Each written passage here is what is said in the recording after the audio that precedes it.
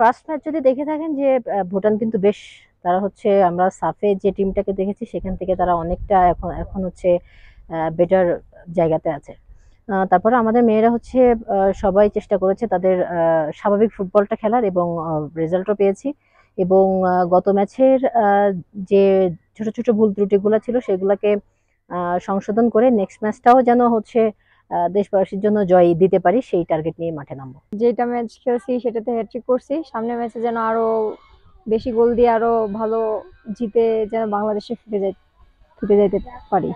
অনেক ভালো ছিল, যে যেটা কখনো ভাবি নাই যে হ্যাট্রিক কখনো গোল করতে পারবো, সেখানে হ্যাট্রিক করছি, অনেক ভালো অনুভূতি ছিল। সে বাংলাদেশের কথাই মনে পড়ছে, যে বাংলা হচ্ছে কোচের কথা মনে পড়ছে, যদি কোচ আজকে না এত দূর পাঠাইতো বা এত দূর না নিয়ে আসতো তাহলে তো হ্যাট্রিক করতে পারতাম না।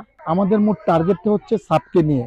আপনারা জানেন যে আগামী অক্টোবর মাসে আমাদের সাব টুর্নামেন্ট, এবং সেখানে আপনার ইন্ডিয়া, নেপাল, মালদ্বীপ, শ্রীলঙ্কা, ভুটান, বাংলাদেশ, আমাদের এই কয়টি, এবং পাকিস্তান, এই কয়টি দলই কিন্তু খেলা হবে।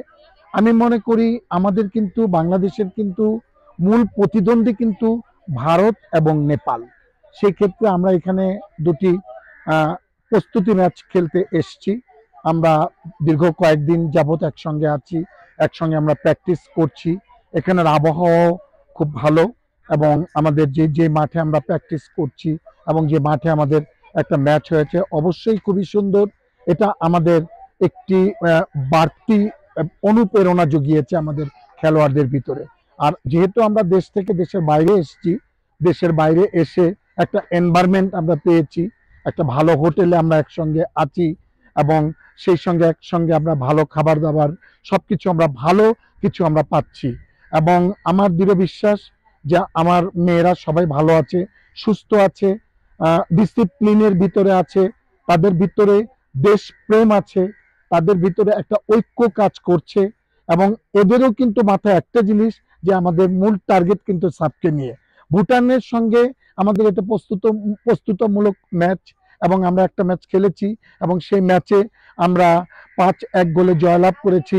এবং যেহেতু আমাদের পরবর্তী ম্যাচে ভুটানের সঙ্গেই, এবং আমার দৃঢ় বিশ্বাস যে আমাদের মেয়েদের ভিতরে যে ভুল ত্রুটিগুলি ছিল, সেই ভুল ত্রুটিগুলি আমাদের কোচ ক্লাস করেছে এবং সংশোধন করার চেষ্টা করেছে। আমার বিশ্বাস যে পরবর্তী ম্যাচটা পূর্বের ম্যাচের চেয়ে আরো ভালো ফুটবল খেলবে, এবং ভুল ত্রুটিগুলি গুছিয়ে আরো গোছানো একটা ফুটবল খেলে আমরা একটা ভালো মার্জিনে জয়লাভ করে দেশে ফিরে যাব। I think what's most important is that we try and mix the game up. We'll play a similar system, but most importantly, we'll give game time to players who've not played. Obviously, I can't play everybody. 23 into 13 doesn't go, but it all depends on personnel, on injuries. Got a few little knocks, few little tweaks here and there, but other than that, we will have a positive hour, a post, pre-game, and then we'll take it from there tomorrow morning.